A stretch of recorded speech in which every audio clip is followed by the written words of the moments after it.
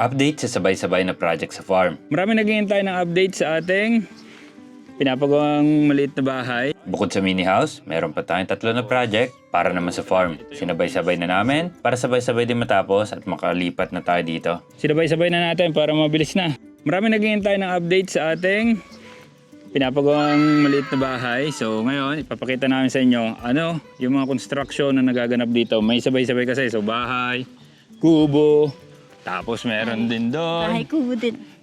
Kubo Pero dito muna tayo sa ating munting bahay.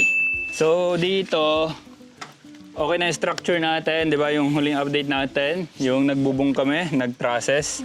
Si Kai din na yung naglagay ng yero, pero okay na yan. Kaya trainer siya kahit paano nakakagawa dito. Ngayon, nagpapalitada na. Yan.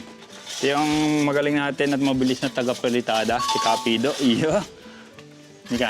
Pakaway mo, pakaway. Kapido! Kaway ka! Kaway. Then, yan, maganda na. So yan, unti-unti na nakikita natin mukha na siyang nagiging malaki, di ba? Kahit maliit siya, nung unti-unting nakikita natin na kahit paano ay malaki rin naman. So, dito sa loob, tapos na magpalitada eh. Yan, dito sa CR, wala pa. Pero hindi kasi natin priority yung CR. Tapos ito yung ating Hindi pa kusina. papalitadahan din. Papalitadahan. And then, ito yung ating sa kwarto. Nakakabit na yung ating hamba. Ito parang painting ang itsura. Di ba? Parang painting. So, malalaking bintana para feel natin yung outdoor kahit na dito sa loob pa rin. Yan. So, target natin dito ay natapos itong kwarto na sa ganun makalipat na kami dito. Kahit nagko-construct sa labas or what, nasundot ng DIY, hindi na problema. Okay. Yan, dito nag-proseso ng ating buhangin. Meron tayong lupa na deliver na. Tapos di ba, mag-update tayo doon sa kubo natin. Isa yun sa ginagawa. May bahay kubo tayo dito. Okay, so di ba nung nakaraan, napahakot natin yung ating kubo dito. So, hindi pa lang tapos yung repair dyan. Tapos ito, nagpalagay din ako dito ng asintada kasi tatambakan pa ito para malagyan ng gamit. Lalagyan natin ng kaunting bubong, lutuan, or kaunting tambayan. Tapos, yung ilalim, lalagyan natin ng feeds katulad dun sa farm sa kabila. Para may lalagyan tayo ng gamit sa farm, mga feeds na dyan, hindi mababasa, hindi natin problema. Haranahin mo na ako.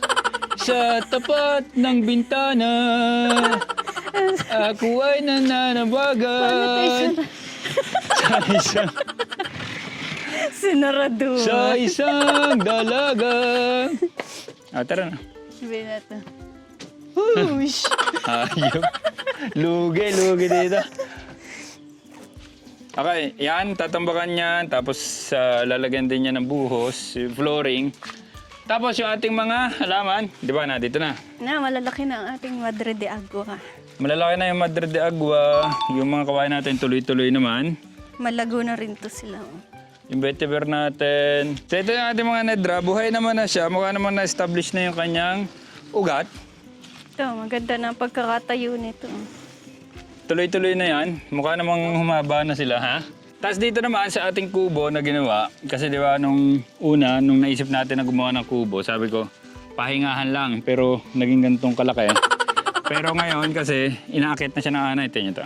May mga anay na yan dito, napansin ko, tapos nabubulok na. Kaya ang ginawa natin, pinaayos na rin natin, pinasamento natin yung ilalim, tapos papabuhusan natin. Ito yung finish na side.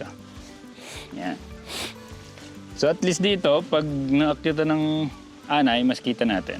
So dito naman sa dulo, nagpagawa naman ako dito yung patungan. Di ba meron tayong dalawang grower house doon. Isang brooder house at isang grower house. Yung isa, gagawin natin greenhouse. Yung isa, brooder house / grower house para isahan na. So dito ko nilagay, syempre, walang puno ng nyug dito. Walang babagsak. May init. Yan, walang babagsak na nyug. Tapos mainit. Perfect siya sa grower house. Greenhouse pala. Greenhouse. So yan, okay na rin yan. So focus na lang sa kubo. itong kubo na to, paalang naman yung ginagawa doon. Once maggawa na yon, flooring na doon, tapos full force na ulit doon sa bahay. So yan, ang update dito sa ating mga pinapagawa dito sa farm. Sinabay-sabay na natin para mabilis na. Then ongoing din yung mga preparation natin sa migration ng ating mga hayop. So yun lang. Peace.